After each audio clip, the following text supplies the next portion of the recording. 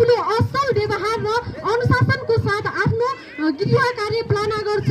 त्यसै गरी मैले एउटा शिक्षकहरूलाई मात्र यो दोषी देखाउन लागि कि होइन र अभिभावकहरूलाई पनि एउटा मेरो हृदयदेखि नै विनम्र अनुरोध छ, किनभने एउटा विद्यार्थी जब विद्यालयमा उपस्थिति हुन्छ र उनीहरूलाई गुरुबा गर्न दिनुहुन्छ, त्यो गृह कार्यको सट्टा उनीहरूको हातमा कलम र कापी समातेर विद्यालय पठाउनुको सट्टा उनीहरूलाई हातमा कोदालो र कुच्चो समातेर मेला पातमा पठाउनुको सट्टा केही कुरा सिकोस्, उनीहरूले केही कुराहरू ग्रहण गरोस्, विद्यालयमा राम्रो नतिजाहरू हासिल गरोस् भन्ने चाहना अभिभावकले पनि राखिदिनुपर्छ र अभिभावकले आफ्ना विद्यार्थीहरूलाई विद्यालय पठन पाठन गरिसकेपछि सम्पूर्ण अभिभावकको त एउटा चाहना, इच्छा, आकांक्षा हुन्छ।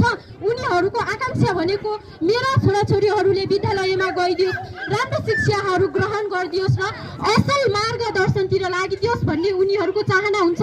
तर विडम्बना हामीहरू त्यसको ठिक विपरीत एउटा विद्यालयमा उपस्थिति त हुन्छौँ, तर त्यो विद्यालयमा उपस्थिति भएर पनि हामीहरूले राम्रो शिक्षा लिनुको सट्टा विद्यालय बाहिर गएर विभिन्न प्रकारका नराम्रा गतिविधिहरू गरिदिनुमा हामीहरू विद्यार्थीहरूको पनि गल्ती छ। त्यसैले यस्ता गल्तीहरूलाई सुधार गर्नको लागि सम्पूर्ण विद्यार्थीहरूलाई मेरो विनम्र अनुरोध गर्दछु। हस्त, धन्यवाद।